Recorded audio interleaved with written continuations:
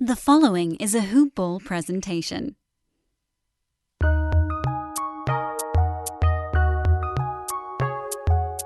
Welcome to the Fantasy NBA Today podcast.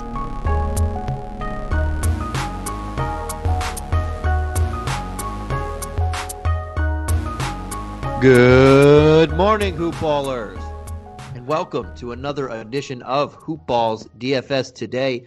This is your Sunday, January 24th edition. I am your host, Santino Cacone, and I mentioned last night on the podcast, I am filling in for Mike tonight. Mike felt a little bit ill, so I'm filling in for him, but I did mention on the podcast last night that we are going to have a guest. I didn't throw out any lay any clues there, but I did say tune in tomorrow. We'll have a treat for you guys, and we have a good one here. We have a new face or new voice on our podcast here. We have the man, the myth, the legend himself, Chuck Manzlak. How you doing, buddy? Oh, what's up, Santino? How you doing? All right, man. Awesome. So Chuck has been playing DFS for a while now. He's also he lives near Mike and myself in Connecticut, about 35 minutes away or so. Not right next to us, but we live in the same vicinity, or I should say an hour and a half away from me, because 35 minutes away from where Mike is.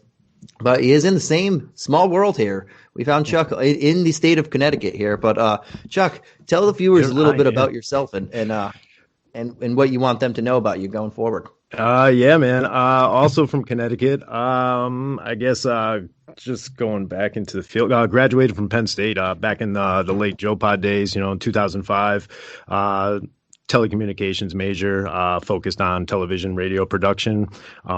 Pretty much got a job at Fox News Channel right out the college gates, just working in every aspect of production, live shows. Worked on Fox and Friends for years. It was kind of like an entertainment, news, sports kind of deal. Did a lot of studio work, a lot of writing, a lot of editing for each host on each individual show. Also worked for a couple state college local television stations, and just been freelancing sports writing and news. Pretty much ever since. Been playing NBA DFS from the get-go, and it's just been rewarding and very fortunate for me. So just excited and looking forward to working with you guys here at Hoop Ball. Awesome, man, and we're glad to have you. And this is going to be a fun one. Chuck is going to be pretty much on our Saturdays. It's going to be Saturdays. He's going to be writing for us for the Sunday articles and stuff. You'll see him on Discord. It's going to be a fun one, man. And we do have a fun slate for you guys here today. We have a two-slater here, a two-piece McNugget, as I like to call it. We're two games in the early slate at 1 and 4, and then a 5-game late slate, which was a 6-game, but another cancellation there. But before we get into that, I do want to shout out one of our presenting sponsors. That is MyBookie. And if you haven't heard the podcast, I say it every time. If you haven't heard now, I don't know where you've been listening, or if you're skipping MyBookie's thing, but MyBookie is simply the best sports book out there. They're the only place that I trust to handle my NBA related bets. The one sportsbook guaranteed to give me the best lines for the Conor McGregor-Poirier fight. Oh, wait, that's going to come out. We're doing this one Saturday, so I kind of jumped the gun on that one. But the best lines to get the AFC and NFC championship games and the NFL Super Bowl coming out in 2 weeks. So I won't jump the gun on those two. But if you know me, you know that I don't give out my stamp of approval easily. To earn it, you got to be the best at what you do. And MyBookie is simply the best place out there. Their casino is also fantastic. I mentioned it last night. I play pretty much regularly, and the virtual aspect of it, and there's a live aspect of it that you can see an actual dealer dealing the cards to people and yourself. Very weird. I don't know how they do it, but check it out. It was cool and weird at the same time. But it's simple. Sign up, enter the promo code HoopBall, that's HOOPBALL, and get your deposit matched halfway up to $1,000. So head on over to MyBookie if you want to add a little excitement to the sports you love, the games you bet, and bet with the best. Bet with MyBookie. And Chuck, man, we are gonna get right into it here. All right. We have the Toronto Raptors at the Indiana Pacers. And just so the viewers know, you guys, there is 10 games on a back-to-back in this one. 10 teams of the 14 are playing on a back-to-back. So there will be a lot of them. Fortunately, these two guys, Toronto and Indy, are not playing on the back-to-back Well, they are playing on the back-to-back, but the front end. There's 10 playing on the back end.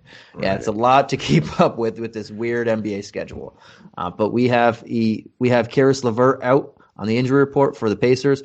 TJ Warren out as well. Jakar Sampson as questionable. On the Raptors, we have Kyle Lowry as questionable with that toe, and Patrick McCaw currently still out. And we don't have a spread for this one as of yet. We do have a couple though.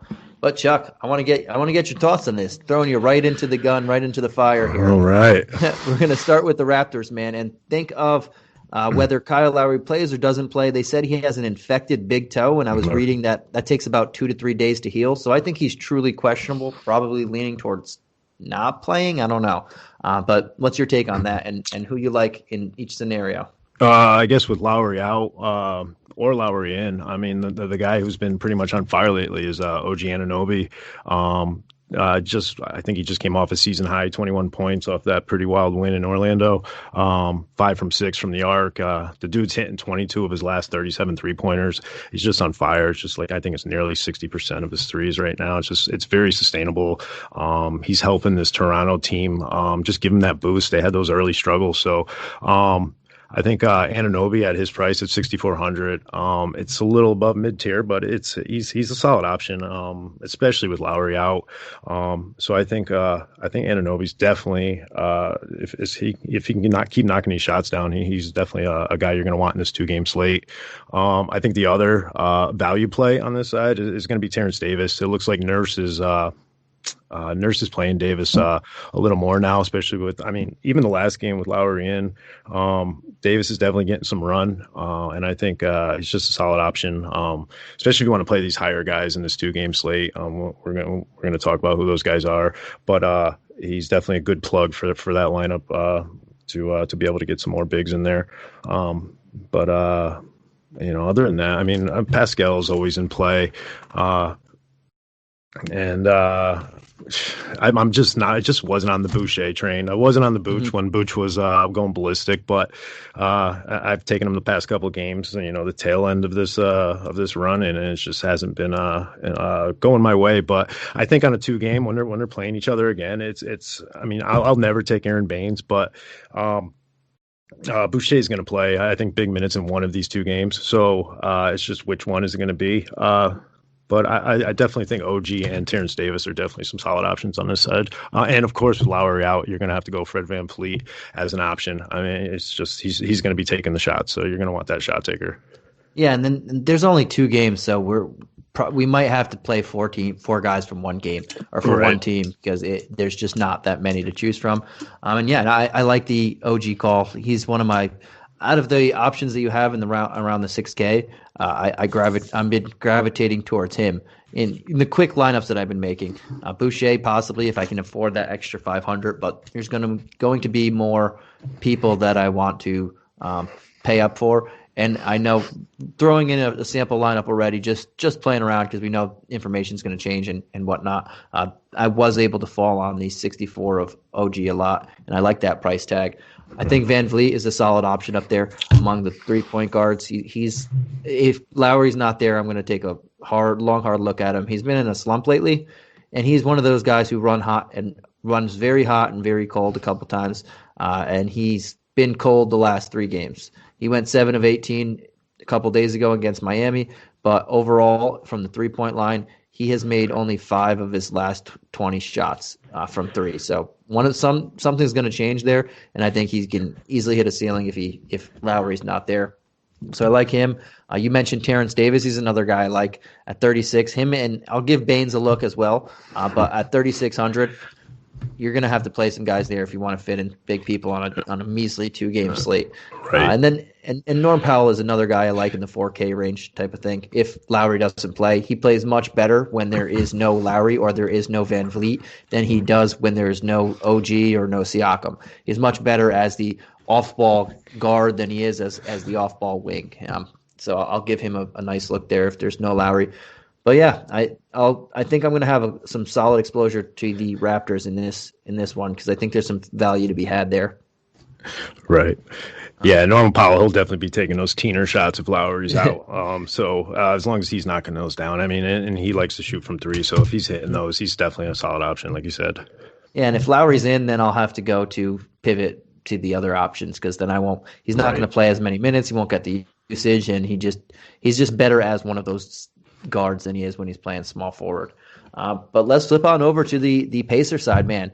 And we got Domantas Sabonis at 10,100. We got Brogdon, another high price at 85. Turner's jumping up there at 72. Then everybody else is a little lower.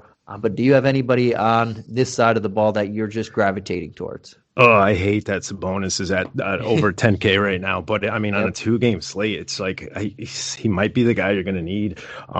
He's going to give you those Sabonis bonus extra points, those double doubles. I don't think he's not had a double double this entire season. So you're going to get those double double extra points in DK, potential triple double every night. And just the whole big three. I mean, Brogdon, too, just the way he's playing, I think he's averaging a team high 22.5 points and like over 7 assists. So he's just staying consistent on a nightly basis. And Miles Turner, 7,200, just lower of the big three. Just his blocks are just insane lately. And Toronto's struggling at the front court depth. So I think even just having Sabonis and Turner at a double center option is also a good idea on this 2-game slate. I mean, it's definitely not a bad idea to start to look at and start to construct your lineup at. And I think Justin Holiday, I know he fouled out last game, but Jeremy Lamb, just the return of Lamb, they said they were going to start creeping him in slowly. It seems like he's starting to play a little faster than expected, and he's at 4,200. I think he's going to produce, and it just seems like he's not taking away Justin Holiday's usage, but I think Jeremy Lamb is definitely going to be in play and get his share of his minutes. Yeah, and I'm with you. I don't want Sabonis at 10-1. It's kind of annoying, but on a 2-game slate, you gotta definitely take a look at him. It's going to come down for me, him or Kawhi, in how my build is stacking. If I can find another center that I feel comfortable with, I don't mind taking that $300 discount and then mixing it in everywhere else.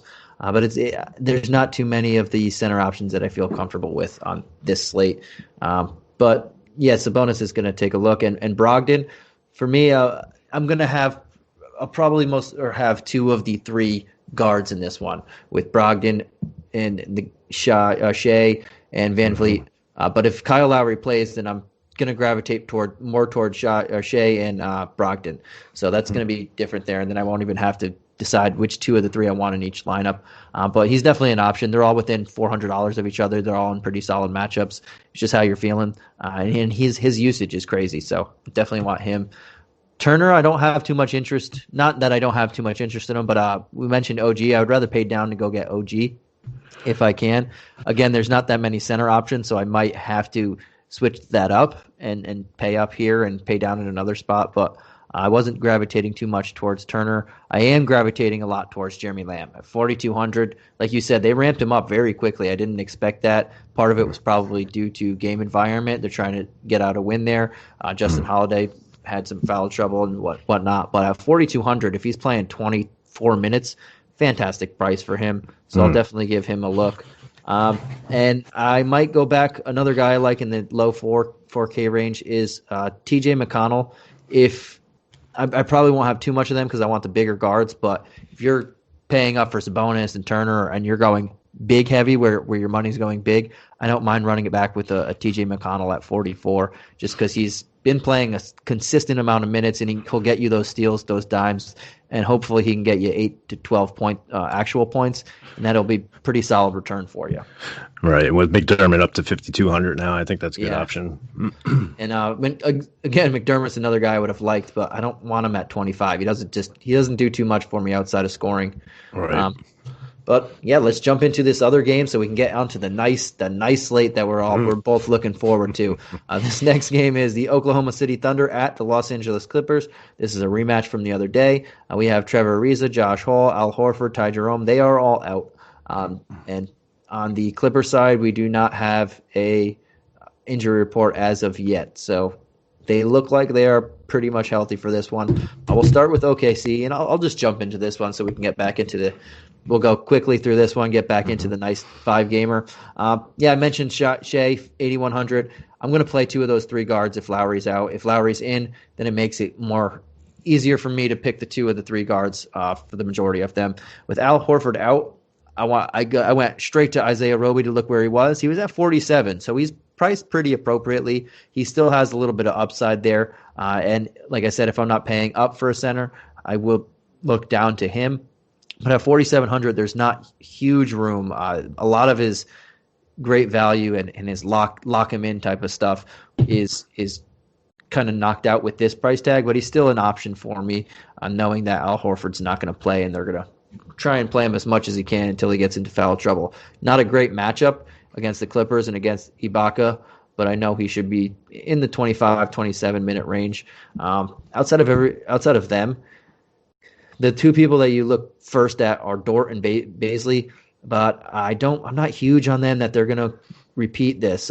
Dort has been scoring 20 points the past 3 games. At some point, that's not going to happen, and he's going to crater off to 11 or 8 or a single digit, and his shot's not going to fall. I'm not going to keep chasing that and hope for it to happen and then get bit because it doesn't. I would rather lean towards Bazley out of those 2, but I'm not fully on either. If Lowry doesn't play, I'd rather just go with Powell over them. I think he's a bit safer. But how about you? How are you feeling about this Thunder team? Yeah, I mean, if this game script stays a game, then yeah, I would like to see Bazley being getting back to the Bazley where we saw him producing 35, 40 fantasy points. It feels so long ago. At 4,900, he's a good play if this game could stay close. I definitely have some exposure to Shea. His price went back up a little bit, but I think it's where he needs to be. Definitely Shea. And like you said, Dort, if he's knocking down his threes and doing it on the defensive end for this game to stay close, he's going to need to be. So for him to be in play, this game is if this game's going to stay close, it's definitely a Dort play to be able to produce. But other than that, I mean, Isaiah Roby in play with Horford out again, and that's pretty much it for me. The value on this team is just even in a blowout, it's just not there for me. All right, man. And that makes me forget. I forgot to say the spread for this one because we haven't had any spreads in the last couple of days I've been on. But the Thunder are 13.5 road dogs. So that's a huge spread that Vegas is looking at. And the over-under is 221.5. So they're saying blowout. So in that case, possibly we can, if that's what you're looking at, you can get some of these cheaper OKC guys out there if you think they're going to get 15-plus minutes run or 20 minutes at the minimum value. But on the Clippers side of the ball, we have Leonard and George both at the top of the price tier over here, 98, 95, number 2 and 3 price guys on the slate. I want Leonard a bit over Paul George in this one. You could go either way, but I'm going to lean Leonard over the 2. And like I said, I'm either going to get Leonard in most of my lineups or it's going to be Sabonis, depending on how I am constructing that position-wise. But definitely want either one of those guys in there. I think they're both in great matchups. I know this one has more of a blowout feel. Last game, they kept it competitive for the most part, and then it just started slipping away during the second half. Could easily happen again, but Kawhi and George were pretty safe. Leonard put up, I think, 53 points in the last one, even though they won by 14. So I think he could repeat that performance. Outside of him, not huge on everybody's price tag. I would have liked Batum back at the 4,500-ish range, but now he's at 5K. I don't mind looking at Marcus Morris Sr. at 4,200. You're going to have to bite the bullet on some of these guys getting 20 to 23 minutes or so. I think he could produce in this one. It'll be a pretty solid matchup. And I guess we can look at Lou Williams. As bad as he's been playing at 3,900, they're practically saying, play him, play me. So, yeah, exactly. It gives you that taste in your mouth. But on a 2-game slater, right, he's going to be a guy I wouldn't mind. I shouldn't say I wouldn't mind looking at, but I will have to look at. And if you think it's a big blowout, you can look at Luke Kennard. But I think that $100 difference for him and Lou Williams, I'm just going to go Lou Williams. How about you, man? Yeah, I think you nailed it with Kawhi. I like Kawhi over PG. I mean, their past couple of games they're producing just about the same. They're priced $300 difference. I'm going to have to take Kawhi, just hoping this game stays close. Like you said, Batum is creeping up there, and Patrick Beverley, it does just scream play me. I mean, at his price and the minutes he's putting up, it's just if he's not giving us steals and not hitting his threes, he's tough to really to be able to knock down a tournament or a cash game. He played 30 minutes last game, scored 1 point. It's very hard to do. It's so tempting to take him though. But yeah, I think that's about it on here. I've been waiting for Lou to go off and do Lou 3-pointer things. But even in a blowout, he's not going to be playing. He's the sixth man, so he's also going to be sitting with the starter. So like you said, so I'll have some shares of Patrick Beverley, and I'll definitely be taking some Kawhi. That's pretty much about it here. And if it's a blowout, then I guess you're looking at Reggie Jackson and some man. But hopefully that's not the case. Yeah, hopefully not.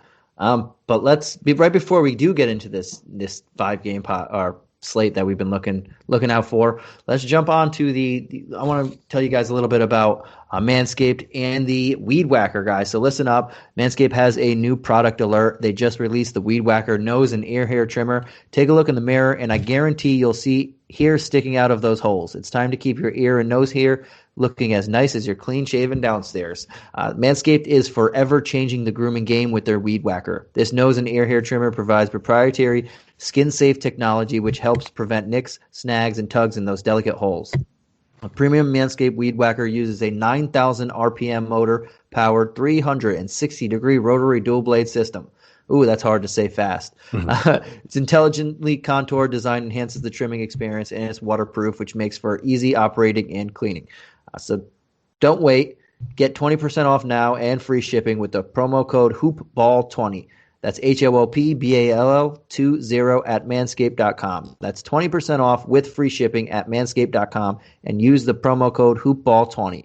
So what are you waiting for? Go whack your weeds. Now let's get into this 5-gamer, man. We have the first game of Cleveland Cavaliers at Boston Celtics. This game tips off at 7 p.m. as the normal. I shouldn't even say normal. These times are changing all over now, but the used to be normal injury thing, the tip-off time. But we have, for the Cavs, we have Marcus Bolden, Matthew Dellavedova, Kevin Love, and Lamar Stevens all out. And for the Celtics, we have Romeo Langford, Jason Tatum, Peyton Pritchard all out, and Aaron Naismith doubtful. Looks like he's not going to be playing in this one with his neck or his back. But let's start on the Cleveland side, man. Who are you looking here? We've been seeing a kind of timeshare at center. We've been seeing Colin Sexton go off with Garland. What are you feeling in this one? Yeah, I don't know if Jared Allen was just saving. I'm sure he built up a lot of energy for that revenge narrative game, back to back. But I don't know. It looks like maybe Drummond might be able to step up in this game at 9,300. I don't know if they were just playing Jared Allen as many minutes just for those two games, but maybe they will keep him around that range. It looks like Cedi Osman, his minutes aren't going down, but it looks like the production is probably going to go down now with the return of Darius Garland. I do like Sexton together, Colin Sexton, just the way he's taking his shots and knocking them down lately with his energy since he's been back from that injury. And Darius Garland, he didn't shoot too great last game, but I expect to bounce back from him at 5,500. It's not a bad point guard spot to throw him in just for a cheaper value point guard. And I think Taurean Prince's been playing some good ball lately. So at 4,400, he's definitely in a good spot for what he's producing for the minutes given. Yeah, and I can't even talk. I'm in a similar boat as you with the Drummond thing. I don't know if it was this is how it's going to be going forward, or they just wanted to give Jared Allen and Taurean Prince extra run against their former team. Right. The coach said that, and the GM said Andre Drummond's his role is not going to change, but clearly that didn't happen the first two games. So we'll see. That 93 price tag, he can easily crush it in this matchup. This is a fantastic matchup for him. I'm just kind of nervous that I'm paying 9,300 for a guy that might not hit 30 minutes, and that's where my reservation comes in. So I don't know if I can fully play him here, which kind of sucks because it is a fantastic matchup. Same thing with Jared Allen, 6,100. If I know he was getting 30 minutes, I'd be all over him. But I just don't know if either of them are getting there. But at the same time, they could still bring back solid value with that. But I'd rather have the upside of some of the other guys on this slate.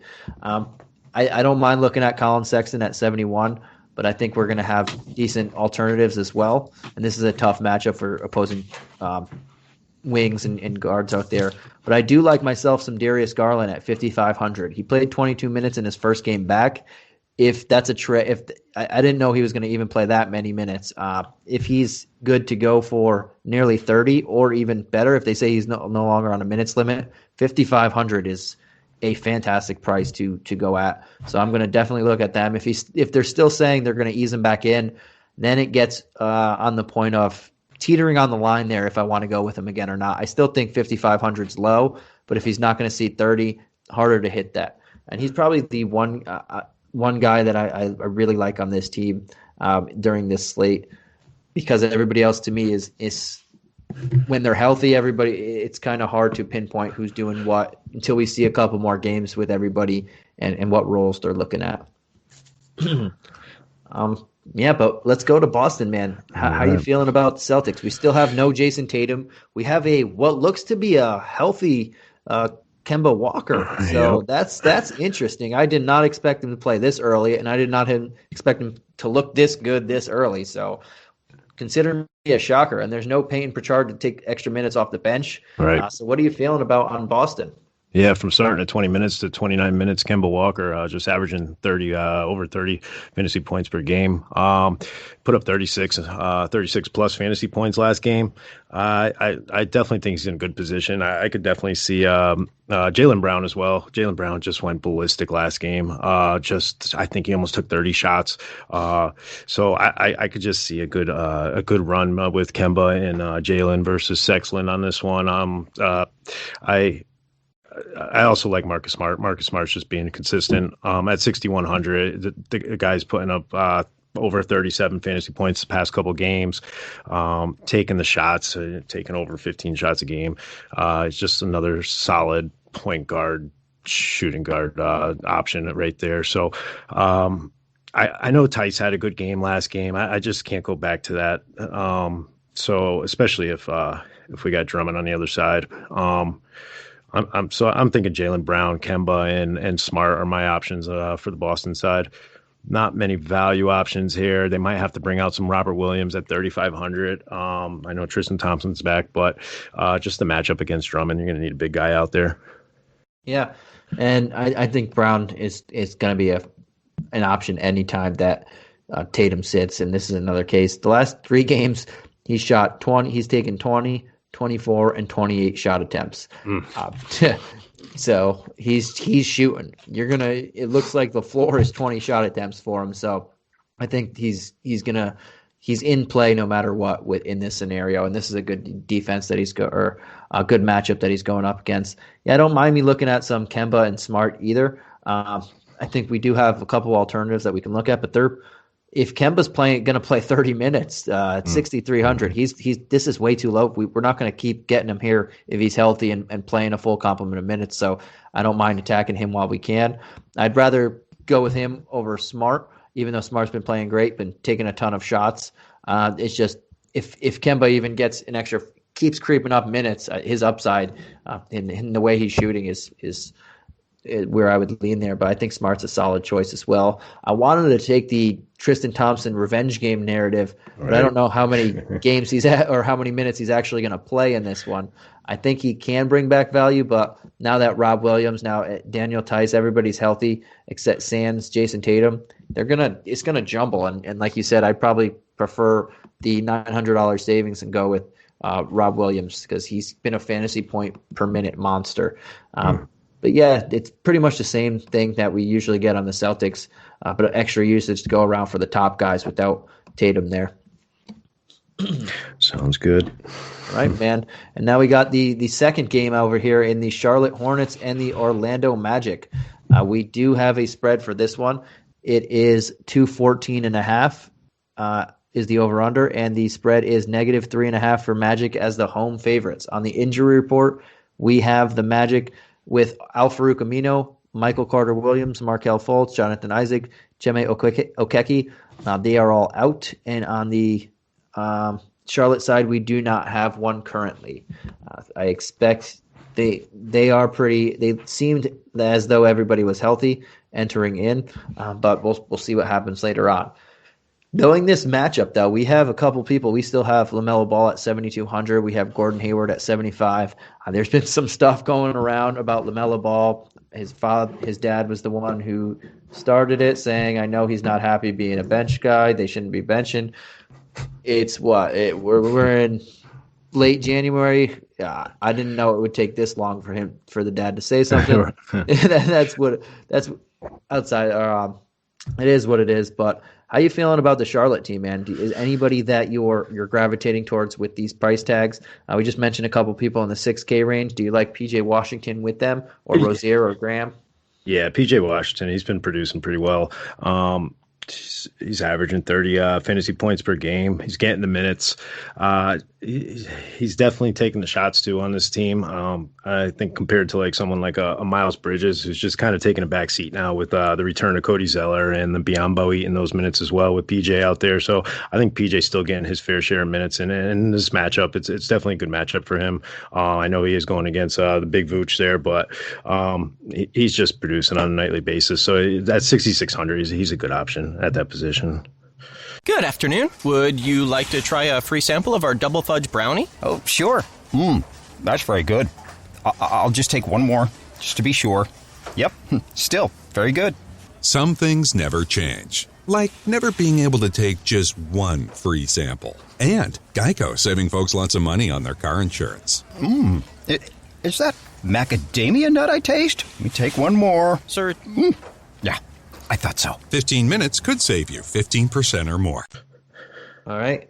Yeah, and I'm not huge. I think this is a solid matchup, but the way the Magic have been playing and slowing everything down as usual, I'm not too huge on any of these guys. I do think P.J. Washington is still underpriced a bit, so I don't mind looking at him there. And then, I mean, now we have a logjam at center, so you can't touch those guys. Mikal Bridges is out there. It's a logjam at point guard, even though they're playing a lot. I think we mentioned two guys on the Celtics that I think have higher upside than a lot of the 6K guys around here. So I'm probably going to pass them outside of PJ Washington as well.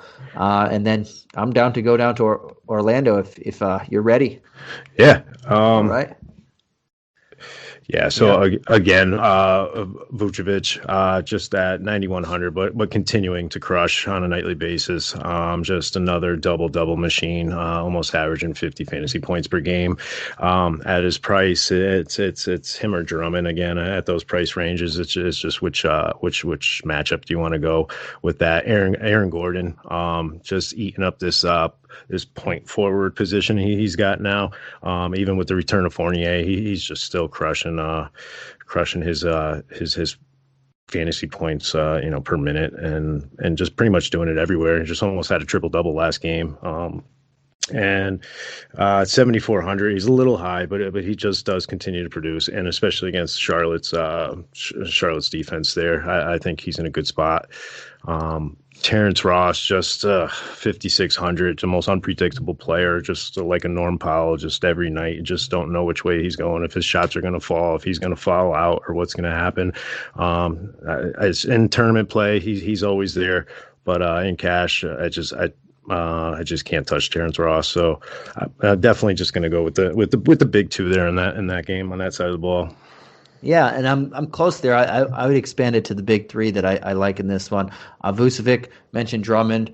I think Drummond has they both have great matchups, but I like Drummond matchup better, but I don't like his minutes. And Vucevic is the guy on this team, and in this matchup, 9,100, he's one of two center options that I like if I'm paying up for. He's one of the two center options that I'm going to be paying up for when I get there. So he's definitely in play for me. I think Aaron Gordon is a fantastic price tag right here at 74. He's playing point Gordon right now. So anytime he's doing that, he's just on a bender. And if he continues to do that, he's in range of a triple double. I don't think he's going to necessarily get one, but he can get you high teens points, nearly double-digit rebounds, nearly double-digit assists, and a couple of stocks. This guy's on a bender right now, and I'm going to continue to ride it. And Fournier, I mean, they're not going to overextend Cole Anthony once with Fournier there, with Aaron Gordon there, with Vucevic running through a lot of offense. When Michael Carter-Williams comes back, he's not going to run the offense, but he's going to play off ball a lot. And I think it's going to fall on Fournier to do a lot of ball handling as well. So I think at 5,800, in the people in that range, in the 5K type of range, I think he has some upside in this fantastic matchup comparatively. So I'm going to lean towards him a lot when I get down there. He's going to be one of my favorite, like mid 5K type range guys. But everybody else on the team, I think most of the usage goes to these three. And like you mentioned, Terrence Ross, type of microwave type of guy, he just gets hot and doesn't. It's too inconsistent for me to go with him over Fournier when I think Fournier has a lot solid, safer of a floor here. All right. But yeah, man, let's jump on over to this next one. We're already 2 of the 5 games in. We did the 2 games earlier, but we have another spread for this one, a whopping 235.5. We only have 4 spreads in this 5 game one, or 3 spreads of these 5. And out of the 7 total, this is the highest spread that we have so far at a whopping 235.5.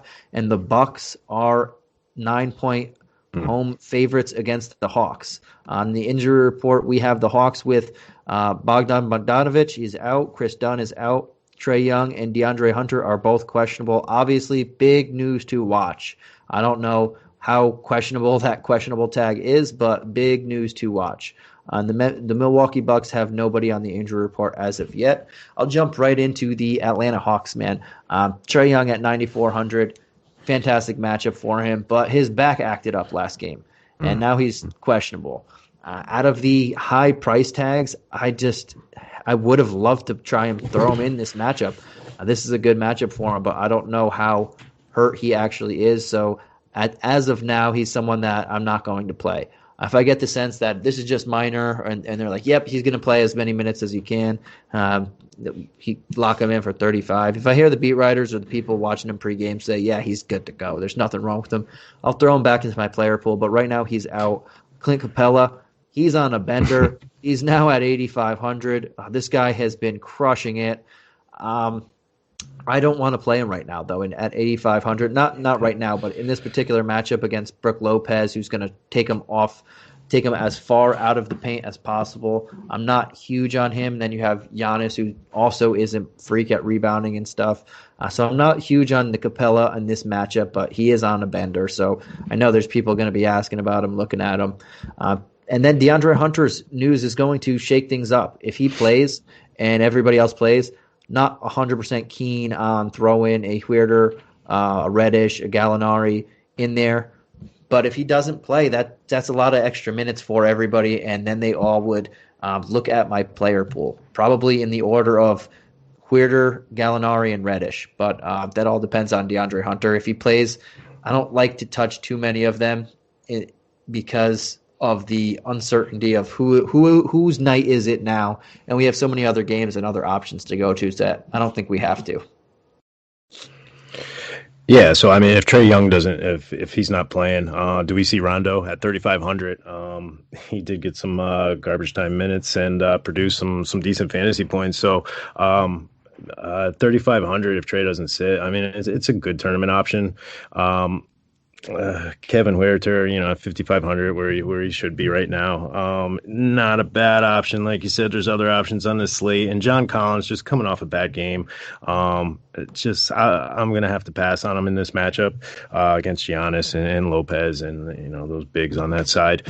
So I'm pretty much with you on that. I'm not going to play Capella. I just don't see him getting another double-digit block game. I mean, who knows, though? He probably will just because I said that. But yeah, I'm with you on that, and with the wing situation as well. Right, awesome, man. And then we're going to jump on over to the Bucks side of the ball, and we have the highest player on the slate in Giannis. We have Chris Middleton at 78, and Drew Holiday getting more appropriately priced finally. He's back in the $7,300 range. He's getting close to where he's very there's still a little meat on the bone for me, especially in this matchup. Anytime you're playing Trae Young, I'm going to target you. So 73, I think there's still meat on the bone for him, but it's getting closer to where I think he should be priced. I think he should be priced high 7K, low 8K, probably 78, 79, right around Chris Middleton's price, which he's also in a very good matchup. But for this one, I'm probably going to lean towards Drew Holiday getting the most exposure to. You can never not play. I mean, you can never fault anybody for playing Giannis, but I'm probably going to go more balanced in most of my lineups here. And outside of the big three guys, I don't think there's a particular guy that I'm just high on in this matchup. And it's a great matchup. It's a matchup that there's going to be a lot of scoring. So I do want to get some exposure to Middleton, Drew Holiday. I will have some exposure to Giannis. I'm just not going to put him in everywhere. But I want to get most of the exposure to where all the usage is going in this matchup, and it is a fantastic matchup. I guess I wouldn't mind looking at a guy like Brook Lopez at 5,400 if I'm going cheaper at center, because he will draw Clint Capella out of his comfort range and whatnot. He can take him off the dribble a little bit, even though he's not going to. But I think that's a decent matchup for that in this game environment. But I'm not going to have too much exposure to him as well. How about you, man? Yeah, I mean, you nailed it with everybody on the Milwaukee side. Giannis is never a lock at his price right now. With Chris Middleton, just that small forward, it's not a bad option at 7,800 when you got somebody like Jaylen Brown over there at 8,600. I like him as a better option than the other forwards on the slate at that price. He's just consistent on a nightly basis. Good matchup. And like you said, for a low center, Brook Lopez. That's pretty much it for this on this side. Bobby Portis, just another tournament play. If some of these guys are out and Milwaukee just ends up blowing this game out. Mm-hmm. Awesome. And now we'll jump on to, before we jump on to the other one, I do want to pause the show quickly, and it's a fun announcement. It's free stuff. Everyone loves free stuff. What's that stuff, you ask? The Bruise Letter is back. Oh, yes, back and fresh for the 2020-2021 NBA season. Our founder, Aaron Bruski, is writing an email newsletter filled with his most intimate fantasy nuggets. It's exclusive content that you cannot find anywhere else. It's not on the website, not on any podcast, not on social media. It's only in the email newsletter, and you can sign up today. And for free, just go to bit.ly/BruiseLetter2021. Takes 10 seconds, and you will be right. You have Aaron Bruski straight into your inbox. And also the Fantasy Pass, guys. We know that the draft season is over and all that, but the Fantasy Pass is still the best deal in the industry at just $4.99 per month. And now that we're into the regular season, there's zero commitment. Just sign up for 1 month for $5. If you don't like it, you can cancel. But we know you'll love it. But it's always a nice option to have. The Fantasy Pass is everything you'll need to dominate all year. Updated projections, new fantasy appraiser tools, schedule and streaming charts, pickups, drops, and our newest and coolest feature, the Hoopball Discord server, where we can all hang out with Hoopball pros around the clock and get one-on-one help with your team. So please do check it out. Head to hoopball-.com and click on the Fantasy Ad Pass just below the main media wall. And if you just want the DFS pass, it's as little as $1.99 a month. You can hang out with myself, Chuck, and the rest of the team, and get your last-minute, up-to-date news, especially on the Discord, which is crucial. But let's jump into the next game here, the Washington Wizards against the San Antonio Spurs. We do not have a total for this one. This is one of the late games that we don't have a total for. But we do have some injury report on the Spurs. We have DeJounte Murray. He is questionable. He left the last game after just 1 minute. I'm sorry for whoever played him. But after 1 minute, he hurt his ankle, didn't return, and now he's questionable for this one. Quandre Weatherspoon is questionable as well. Drew Eubanks and Derek White are out. For the Wizards, we have their entire team out. No, but we have pretty much everybody. If you're going to look for value, this is where to do it. We have Denny Advija. He's out. Davis Bertans, Troy Brown Jr., Thomas Bryant. He's an injured guy. Rui Hachimura, Ish Smith, Moritz Wagner. All of them are out. Russell Westbrook is questionable. Did not expect that one to happen. And Raul Neto is also questionable. Those two guys are also injury related. Everybody else is health and safety protocol. We got all that out of the way, man. I'm going to throw this at you. Yeah. Bradley Beal by himself at 10-2. Can you do it? Oh, man. With all this other high-priced ballers on this slate, it's tough to pull that trigger, especially when these guys haven't played in games. And, he's complaining about, not playing and players getting injury prone now. So, I don't know if he's going to be able to play his deserved minutes like he would on a nightly basis, but if he does, he's Bradley Baller Beal, and he could put up 60 fantasy points in the night. So, I can't. The lawsuit, big brawler band, big brawler. I can't even talk. Man, but yeah, I mean, you can't ignore him. You definitely have to have a share or two of him, just to see, just so you don't miss out on a Beal comeback here. But I think that's going to give Brooks a chance. With all these guys out, I don't think he's going to be hesitant to play like an Isaac Bonga or an Anthony Gill or even like Garrison Matthews had a little spark at one point. So, I mean, even with Westbrook out, you're going to see some of these guys. So at their price, definitely tournament plays, but I mean, you could sneak one or two in for a value play in a cash game. So, I mean, it just depends how many minutes these guys are going to get with all these guys out. Yeah. And like you said, Bradley Beal is a interesting conundrum because 10-2 high price, he hasn't played in a week, but he's also the only guy on this team that he might realistically see 45 to 50% usage. And I know that's astronomical, but look at the people he's playing with. He might take 30 shots, and that's being realistic. So that's crazy. And then you look at the matchup, the Spurs, they're playing fast. I know they're not going to have DeJounte Murray, and that's they might not have DeJounte Murray, and that's even better for Bradley Beal. Right. Patty Mills is going to play 30 minutes. Patty Mills is a aging veteran, and although he's playing great, he's not going to play great defense against a guy who's just on when he's on. Right. So I'm going to have my shares of Bradley Beal and hope that he plays 30 plus minutes because he can still hit that value even though it's a huge number. And then everybody else is just a wild card, like you mentioned. We're going to have to wait to see who's starting and who's not, but I think Jerome Robinson is a pretty solid play at 3,500. Every time he gets a chance when everybody else was out, he was never one to shy away from shooting the ball. Mm-hmm. So I know just off that alone, I know he'll get his shots up. Garrison Matthews is another guy who will try and get his shots up. And then at the big positions, we have Robin Lopez, who's there, Alex Len, who just got signed, Jordan Bell. Right. Like all these guys are going to have to play minutes, and it's crazy. You can go with Rolo with the safeness at 46, but it also I might take, especially in GPPs, I'll take a shot or two here in or a couple of them at their cheap price tags, and in cash, I think one or two is okay. Yep. Anything more, and then you're putting yourself in that real big hole. Yeah, like you mentioned. Yeah. On the other side, like you said, Patty Mills, with Murray out, it doesn't look like he's going to play. He came down on it pretty hard, but they're saying it's not serious.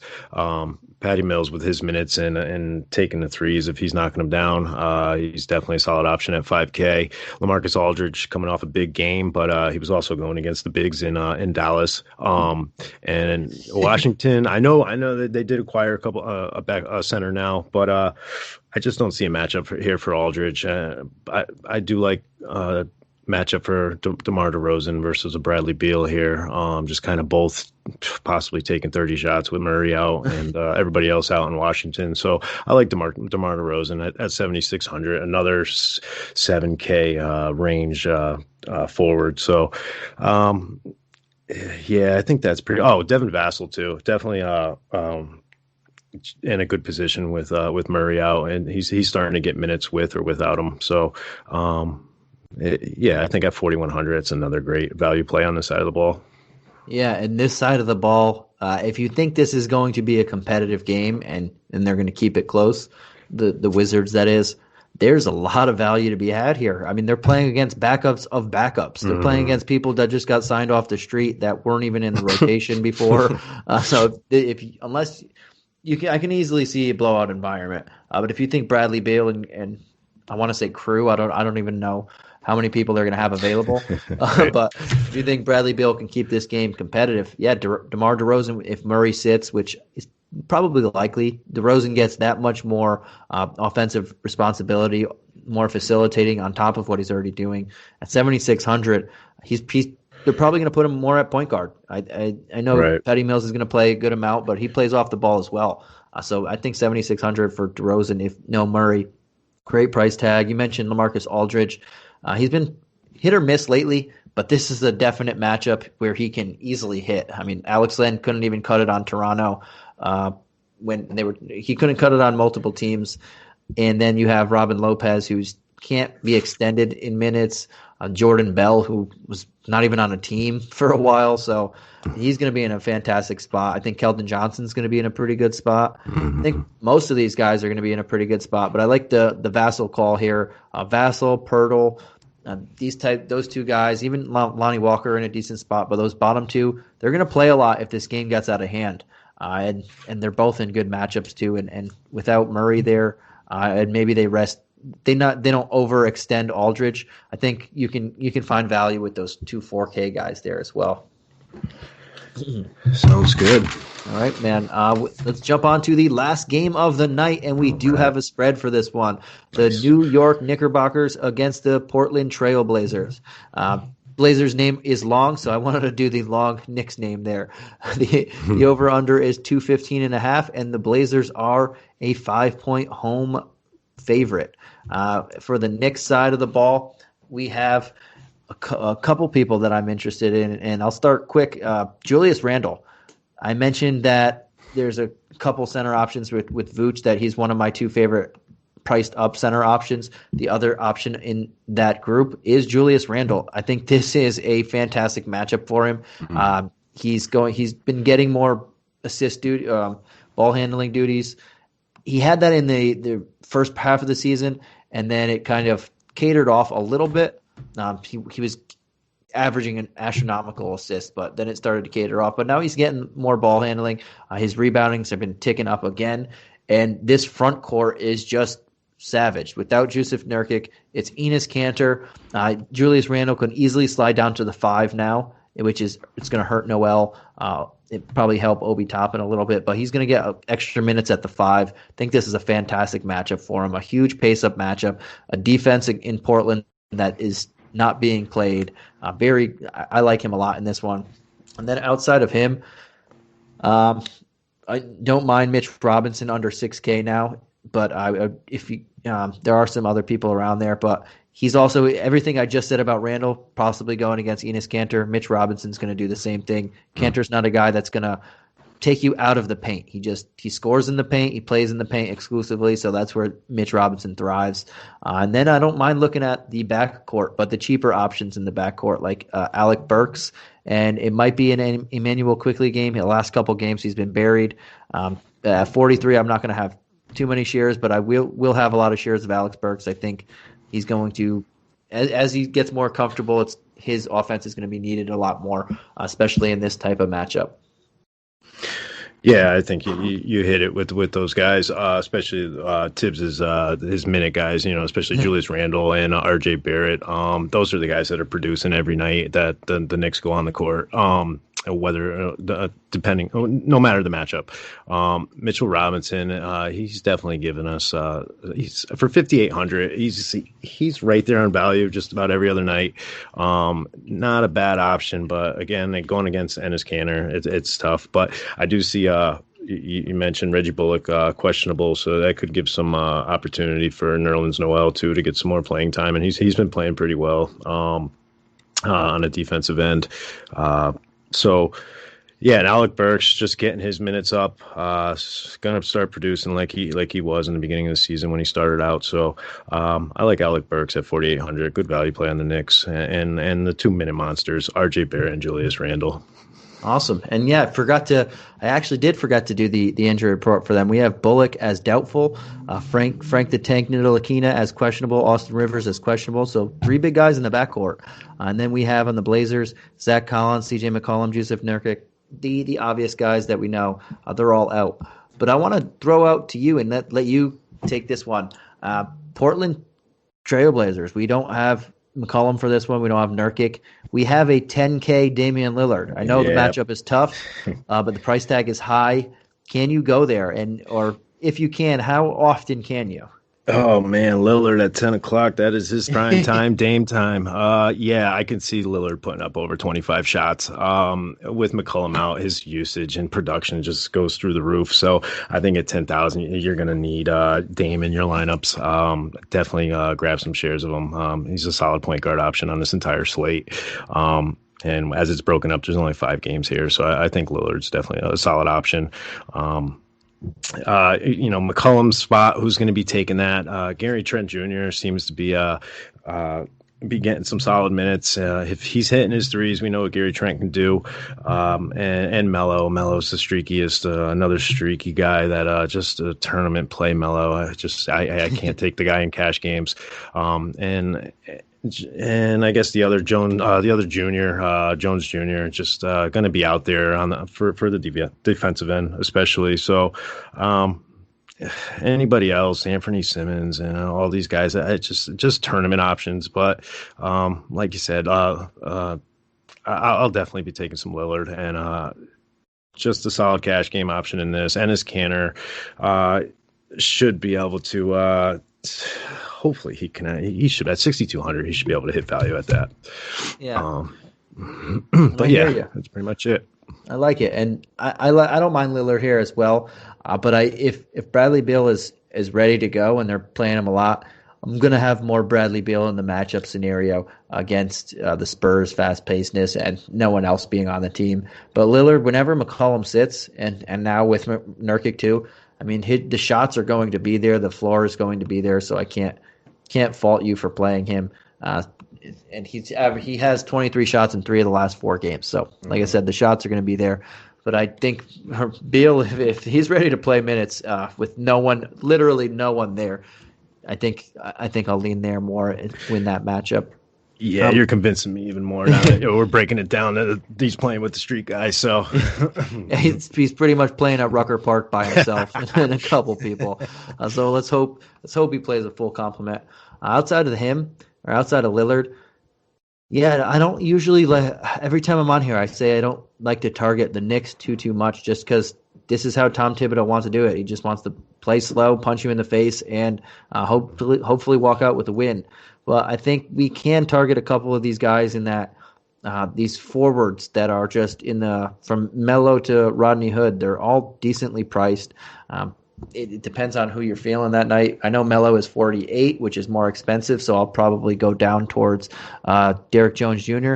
But then there's the added bonus of Carmelo and the Knicks and the kind of revenge game narrative type of thing, how everything ended with the Knicks. This might be a spot where Melo wants to play harder than he normally does, and he's going to have the shot attempts there too. So I'm not going to fully rule him out. But if you want the savings, I don't mind looking at a Derrick Jones Jr. or Rodney Hood. They're going to be playing a lot and a decent amount of minutes. I think Jones Jr. plays a lot more just because he's a very good defender, and even when he's missing, they're going to keep him on the floor, so I like him better. And Gary Trent Jr., he is too hot and cold for me, and this is not a matchup environment that I like him to go there. So I think out of those guys down there, I'll look at Melo and Jones Jr. the most. And I do like to have late game exposure, and this is the only late game exposure. Unfortunately, there's not a ton in the middle there that I like. All right, man. Yep. So we knocked out both two slates already. Your first 2 slates on Hoop Ball. So how did everything go for you? Oh man, everything went well. Definitely solid slate to start off on. My rookie debut here on the podcast for Hoop Ball. Try to go into it somewhat like a LaMelo Ball instead of more like an Anthony Edwards, I guess. I like that. Let's hope we get some Melo here. Hopefully your dad doesn't start yelling at us. Yeah, you're messing up the game, man. But yeah, I've had a good one, and I'm going to put you on the spot a slight bit here in these last 5 games. I know it's your rookie debut, your first podcast with us, and this guy over here, this ass is putting you on the spot. But I do want to ask, out of all the plays out here, and I'm going to talk and give you a second so you could collect your thoughts. I want to know what your favorite play is, and it could be any reason. It could be just because safest floor. It's okay. I'm going to put this guy in all my lineups. Position eligibility because they fit into the build that you're looking for, or price tag. You just think this guy's so low he's going to make so many lineups. But if you just had to throw one guy out there, which guy are you looking at most? And again, I told you I would put you on the spot. I'm going for this ramble to let you collect your thoughts quick. But who do you got? Dame time. Ooh, okay. Okay, he was ready for it. It's time for Lillard. I like it. Yeah, even if Westbrook plays, I mean, these guys over 10K. You got Westbrook, Beal, and Giannis. I do like the Lillard matchup. I mean, even against New York, it's just with McCollum out. I'm just gonna have to lock and load Lillard in my lineups. I like it, man. I like it. And that's a good call, I think. I was saying Beal, but if Westbrook plays too, that's gonna change it a little bit. But I still think that there's no one on that team to like. Don't get me wrong. I'll definitely have some shares of Beal. You definitely convinced me to have more than the one I was going to have him originally. Awesome. Mm-hmm. I guess I'll have to reciprocate and throw someone else out there too. I believe if DeJounte Murray doesn't play, I think DeMar DeRozan makes just so much sense. He's going to have more ball handling responsibility, more ball handling duty, and he's going to be going against a nameless defender. None of their top three small forward options are going to be there. It's probably going to be Jerome Robinson against him, and I like DeRozan at 7,600. I think that's just a very good value, and you can put him at either forward position for some added flexibility there. Yeah, I like him at that 7K range too, especially going up against this Washington team. As long as he's playing the minutes and this game stays close. Gordon Hayward too in that 7,000. We really didn't talk about him. The matchup's not the best, but he seems to be going down at 7,500. The guy can just produce 50 fantasy points, and that's kind of crushing value at 7,500. Awesome, man. And before we head on here, is there anything you want to let the viewers know? You want to tell them where they can find you on Twitter and all that good stuff? I'm at Chuck_Manz, MANZ, a.k.a. Monster Trip Dubber on Twitter. You guys want to check out the layup line tomorrow morning? I'll be on that for Hoop Ball, so go check it out. Awesome, man. And good to have you. We'll be seeing you again. And you can find me on Twitter also at Santino Cacone. And we are glad to have Chuck. Hope you guys enjoy the article, and you will see us again very soon. So take care, guys, and we'll catch you on Monday's slate.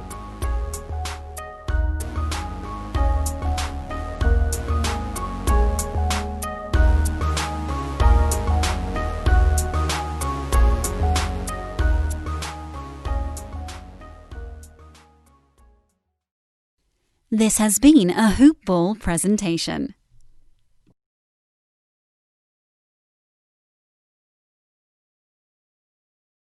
"15 minutes could save you 15% or more." Is that Shakespeare? Nope, it's Geico. Yeah, that's Shakespeare from one of his unpublished works. Oh, it be not for awakening. Nay, giveth thou the berries. For 15 minutes could save you 15% or more. Nope, it's from Geico, because they help save people money. Well, I hate to break it to you, but Geico got it from Shakespeare. Geico. 15 minutes could save you 15% or more. The wake up early, do a little studying, take the dog out, finish that audiobook. Until the very end. Finish that workout, then stop by McDonald's for breakfast and somehow manage to do it all before that 10 a.m. meeting meal. There's a meal for every morning at McDonald's. Mix and match a sausage McMuffin, sausage biscuit, sausage burrito, or any size premium roast coffee. Any two for $2. Price and participation may vary. Cannot be combined with any other offer or combo meal. Single item at regular price.